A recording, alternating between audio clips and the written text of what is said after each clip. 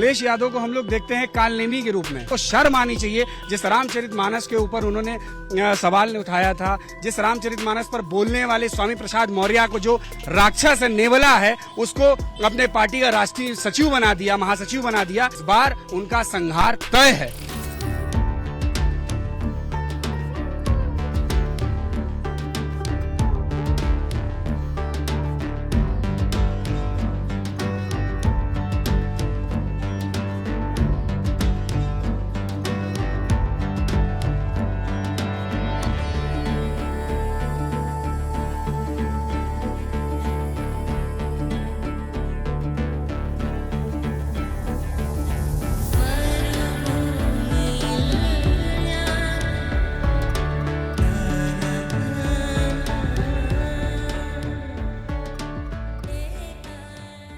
Samajwadi party एक तरफ हिंदुओं की आस्था के प्रतीक रामचरितमानस पर सवाल उठा रही है, उसके कार्यकर्ता रामचरितमानस की प्रतियां जला रहे हैं, तो दूसरी तरफ अखिलेश यादव धर्मनगरी काशी में मंदिर मंदिर घूम रहे हैं।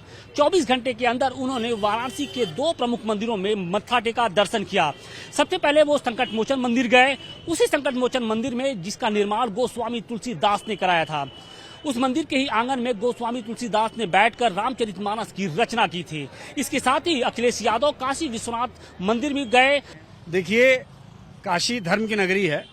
इस धर्म की नगरी में बाबा भोलेनाथ के भूत प्रेत पिशाच राक्षस तमाम भक्त हैं।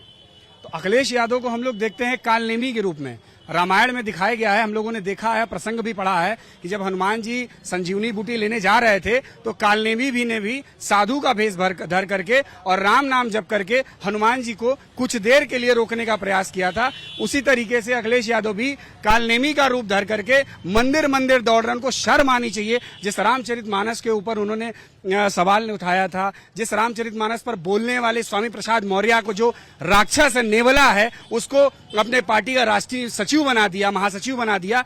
उसके बाद आकर के हनुमान जी के यहाँ वो कालनेमी के रूप में छद्म भेष धर करके हनुमान जी से माफी मांग रहा है। भगवान विश्वनाथ जी के दरबार में है, इससे पाप उसका माफी नहीं मांग रहे हैं। वो कह रहे हैं कि ये लड़ाई चलती रहेगी। 5000 सालों से ये लड़ाई चलती आ रही है और ये लड़ाई आगे भी जारी रहेगी, लेकिन वो अपने बयान से पीछे नहीं हटते। अयोध्या पर कार सेवकों के ऊपर गोली चलवाने वाले का लड़का जो नरसंहार किया हो, जिसने हजारों राम भक्तों की जान ली हो, उसके बेटे से आप क्या अपेक्षा कर सकते हैं? उसका बेटा उसी प्रकार का होगा। तो ये कालनेमी रूप हम लोग उसका देख रहे हैं। उससे हिंदू जनमानस उसे जुड़ने वाला नहीं है और ना ही हिंदू जनमानस का वोट उसकी तरफ 2024 में मिलेगा। इस बार उसकी स्थिति और बुरी होगी। लेकिन वो तो कह रहे हैं कि हम तो भगवान शिव के सच्चे भक्त हैं, हम उनके दर्शन के लिए आए थे, लेकिन वो ज्ञानवापी पर कुछ बोलने के लिए राजी नहीं हो रहे। यही तो बात है। अगर सच्चे भक्त है तो कहना चाहिए ना कि ज्ञानवापी परिसर में जो मस्जिद है उसमें भगवान विश्वनाथ आदि विश्वेश्वर विराजते हैं। इसको करिए,